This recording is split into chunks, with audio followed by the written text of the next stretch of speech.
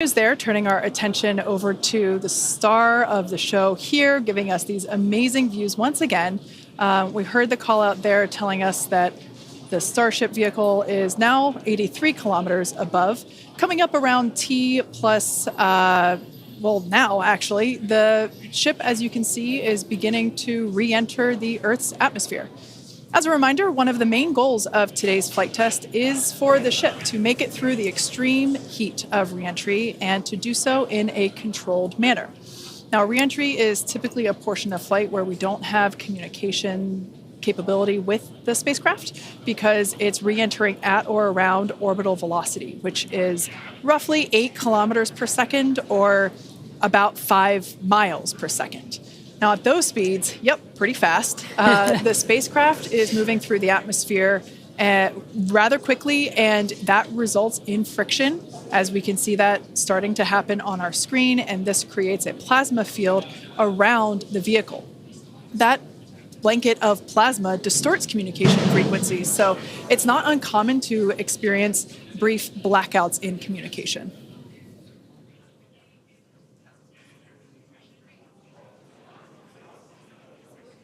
Starship is approaching the peak heating phase of entry.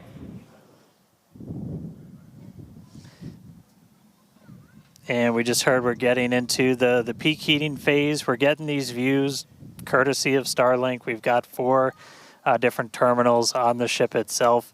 It's what's really allowed us to get real-time data during what's otherwise been just a mystery box, essentially, for spacecraft design, where when you're re-entering through the atmosphere, at least getting anything in real time hasn't ever been possible before, but we're able to not just get these views, but real-time telemetry from the ship as it's coming through.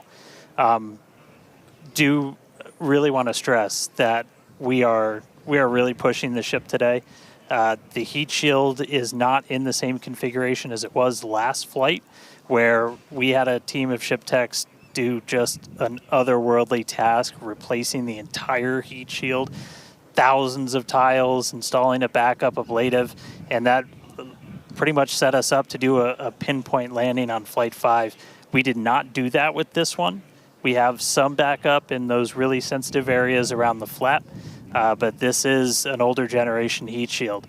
And knowing we weren't going to do that, we even went and removed some extra tiles. There are some missing tiles on the nose cone where we're testing some backups.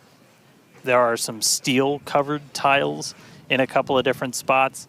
And there's also a whole lot more steel of the ship showing. As you guys talked about, we gave it a little bit of a haircut, a couple hundred tiles trimmed off the sides, and that's where we might have catch fittings in the future. But ooh, color's starting to come in. So it looks like things are going to start heating up, Kate and Jesse.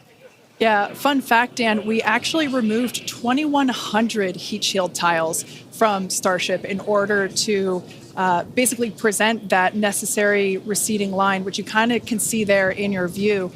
Think back to previous flights. The heat shield line came up further on the vehicle, and just like Dan said, we want to test the vehicle beyond what we think it is capable of carrying based on our simulations and calculations. So once again, to just be super plain, don't be surprised if we see some wackadoodle stuff happen here. We won't be. There are a number of things that we are testing out intentionally to see what the ship can take. Yeah, exactly. And knowing what those limits are will really help us design the vehicle of the future. Essentially, removing those tiles helps us remove a lot of weight from the vehicle, a lot of things that might potentially need refurbishment in the future. And the goal is to come up with a heat shield pattern or design that we don't have to refurbish. We can just continue to use it over and over again. And that's why we're changing some of those tiles and moving stuff around, removing a lot of those tiles, as Kate has been mentioning.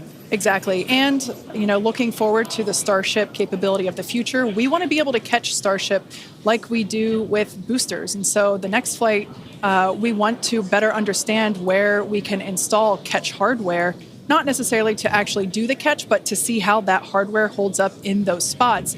And today's flight will help inform does the stainless steel hold up like we think it may based on experiments that we conducted on Flight 5? Now, continuing to look, amazing views. Yeah, Dan, go ahead. Oh, I was just going to say, like, there's so much on this flight that we're doing to try and, make all the ships that we're about to start flying even better, just really understand what their capabilities are going to be. We've got kind of the next-gen ship lined up for Flight 7. It's got all of those heat shield upgrades and everything.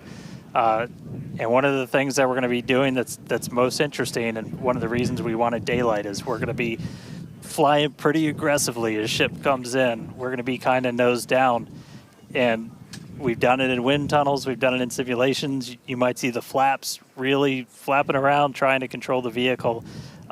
We're betting we might have a little bit more capability than we think in just the analysis, but always a chance that bet doesn't pay off.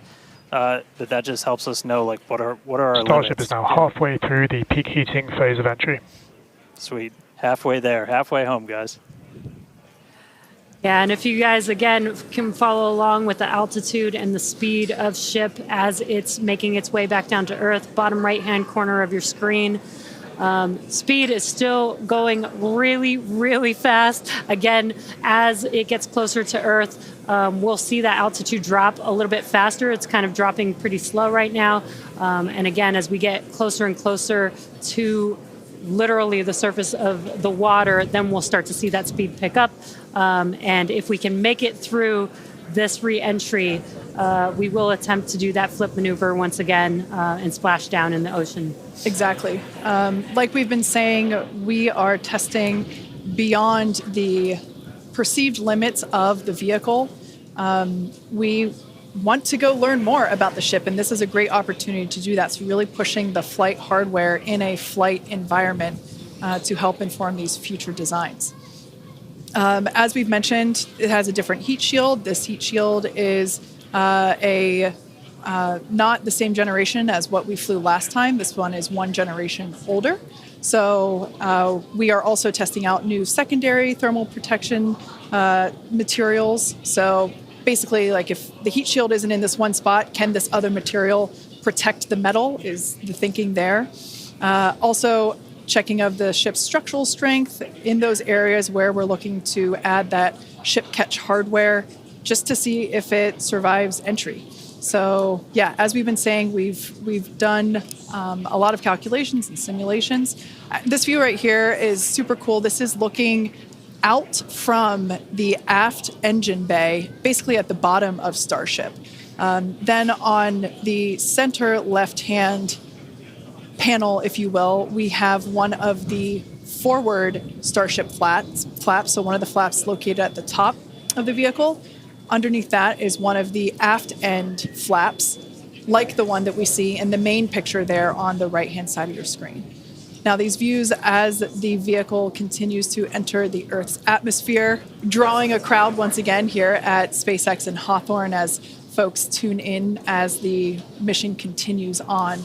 Now, the next event that we have coming up, we should hear the call out that the vehicle is transonic around T plus 1 hour and 2 minutes or so. That means that the vehicle is traveling near the speed of sound. We say near the speed of sound because there are certain parts of the vehicle where airflow is going faster and other parts where it's going slower. So it kind of teeters there on the brink of the speed of sound. So once we have equal flow on all parts, then we'll hear it's subsonic. Yeah, and almost real quick, almost a reverse of, I'm sorry, Jesse, almost a reverse of before. We see the Earth starting to come into view. We've got sunrise there over the Indian Ocean. So this is going to look different from any of the re-entries we've had before. And it was specifically so, like, we get as much daylight as possible to see how ship does this. Over to you, Jesse. Sorry about that. Dan, great minds think alike. That's exactly what I was going to point out, is that we're getting a lot clearer view of the Earth in the background with the different temperatures that we're seeing, with the different colors of that plasma around the ship, which is really, really cool to see. Again, We are pushing the limits of ship today, but so far everything is looking pretty nominal. Yeah. We'll see how the next few minutes goes. Yeah, like we've said before, don't be surprised if this is not entirely smooth sailing all the way down to the ocean surface. Similar to Flight 5, we are targeting the same splashdown location in the Indian Ocean, but we are not expecting to recover the vehicle. Right, and we were getting some glimpses of the flaps. The flaps so far are looking pretty good. We're not seeing any burn through. There's those flaps again in that hinge area, which is our most concerning area there. That's great news for us for now. Again, the next few minutes could change as we continuously push those limits. Yeah, once we slow down a little bit, once we're subsonic essentially, so I think that's about 1,200 kilometers an hour. Once we're down below that, that's when we're going to kind of dip our nose down and get that more aggressive angle of attack. Normally we're just belly flop right into the water, pretty much that position. But if we're going to be able to do return to launch sites, we're going to want to be able to fly with a little bit more of an angle of attack, get you a little bit more range as you're coming through. And so this'll be just a test to see quite how far can we push it. And obviously we're going to do these kind of tests way out here in super remote areas before you ever try to bring a ship back to a place like Starbase. Starship remains on a good entry trajectory. External temperatures are coming down. All right, great news there. That tells us that we are through the phase of peak heating. So we are expecting these temperatures to continue to come down. Once again, we are targeting a soft splashdown in the Indian Ocean around off the northwest coast of Australia. We can see these beautiful views of planet Earth coming in. Yeah, this is very different, where we had nighttime views of the ship as it was re-entering. And now we've got daylight. It is about an hour or so after sunrise there in the Indian Ocean. So pretty cool to see this. Yeah, and it might not seem like it makes a huge difference, but we do get a little bit more light on ship as well for the camera views that we have, which is very beneficial for us to visually see anything and try and correlate that to any of the sensors or data that we have on the vehicle. Exactly. That is why we shifted our launch window so that we could have that daylight in order to improve our observations of the vehicle. So not only are we getting all the raw data from all the sensors that are on board Starship, but we also have multiple cameras and assets out there that are watching the vehicle and will also be able to tell us with this visual story that is also very, very important. And as we get down a little bit lower, the Raptor engines are in their chill phase right now, so just essentially getting them primed to turn on. We're going to use those 3 center engines to do a landing flip and then a landing burn. So we'll come down kind of in that slightly pointed down belly flop and then fire off those engines to flip us around and then do that final landing burn. That should be coming up in just under 5 minutes from now. And then hopefully we start hearing some call outs on transonic and subsonic as we slow down. Again, once you hear Starship as subsonic, keep a close eye on the flaps. They're going to be working overtime essentially to maintain control of the ship as we get a little more aggressive with this.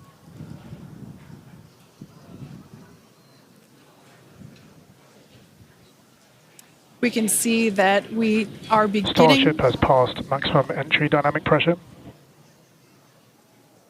All right, great call out there. But we can see on this view here that we do have some heating there on that looks like one of the forward flaps on Starship. This is to be expected. We knew that the vehicle would perform differently than what we had seen on Flight 5. This is actually really good data because it tells us what parts of the vehicle at this, what will soon be a higher angle of attack once we drop down below the speed of sound. We'll have a higher angle of attack, meaning we're going to be flying nose down, basically. So yeah, this is good news, but we can actually, looks like that heating is starting to cool off there. Yeah, it's a little burn through, Again, it is important to note when we start seeing that through the ship's descent as well. So like Kate was saying, we're getting some really good data here. It looks like the other flaps are doing a little better than the one that has a little burn through, which is some good news. Again, constantly watching. We've got a couple minutes until we're expecting to make it all the way back down to Earth. Exactly. And like we said before, we are not expecting to recover the ship, although that would be great. It would be a nice bonus if it happened, but it's not really in our expectations today. We really want to push the hardware, as we've been saying, but really the telemetry and the data and the video that we receive all the way to the end is truly what we're looking for and will help inform the future designs of this vehicle. We can see some flap movement as the camera is moving around. That's what you're seeing there is the flaps adjusting. And we have a camera on one of the flaps there this is the view that you're seeing there. And you can also see the graphic in the bottom. Starship is slowing down past Mach 1. And call-outs aligning with this. You can see the orientation of the vehicle starting to change. You can follow that graphic at the bottom of your screen. Again, that is why those flaps are changing. They control the orientation of the vehicle. Yeah, there are four. Go ahead, Starship Dan. has started the subsonic belly flop, remains on a good trajectory. I was going to say this is when things will start to get a little interesting. So this is when we're moving slower than the speed of sound. You can see that nose slowly start to tip down, and we're going to try and maintain flap control the whole way. But we are just a couple minutes away from hopefully doing a landing flip and landing burn if the flaps can hold together. Yeah, this is such a cool view. This reminds me of when we first performed the belly flop maneuver on the high altitude test with serial number 8. We saw the ship come back through, and I always wondered what it looked like from the ship's perspective, and this perspective, I think, helps inform that. We will be, as Dan said, we will be dipping down a little further and really be flying nose first. This higher angle of attack, we're intentionally doing it to stress those aft flaps, and that will help inform the limits of flap control in order to collect data for future landing profiles.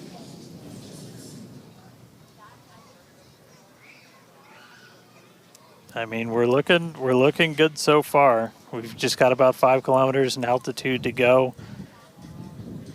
We'll ignite the engines when we're still just a couple hundred meters over the ground, do that flip. Starship is passing through 5 kilometers altitude, remains on a good trajectory. I have a feeling this is going to look so cool as it passes through the clouds. Obligatory shout out to the entire avionics team on Starship. And there's that nose down orientation.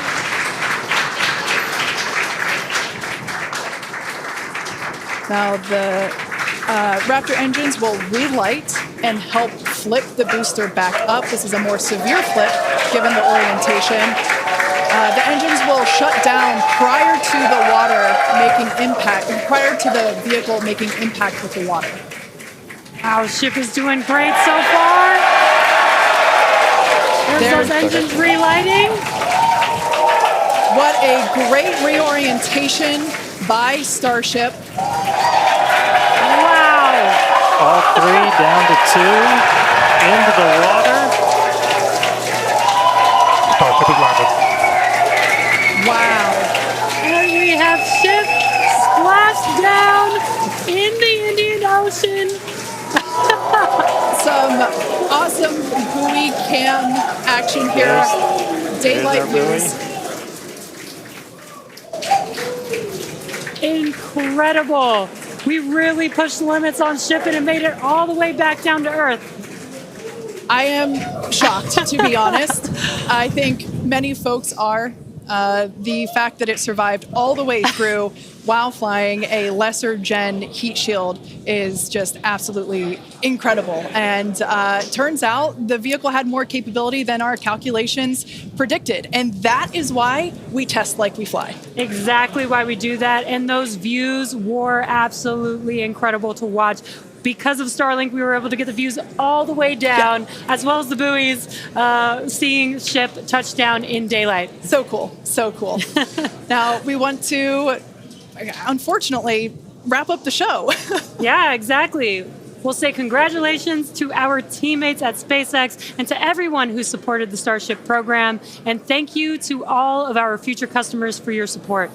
We'd also like to thank the people of Cameron County, Texas, as well as the Coast Guard, the Federal Aviation Administration, the Government of Mexico, and the Australian Space Agency.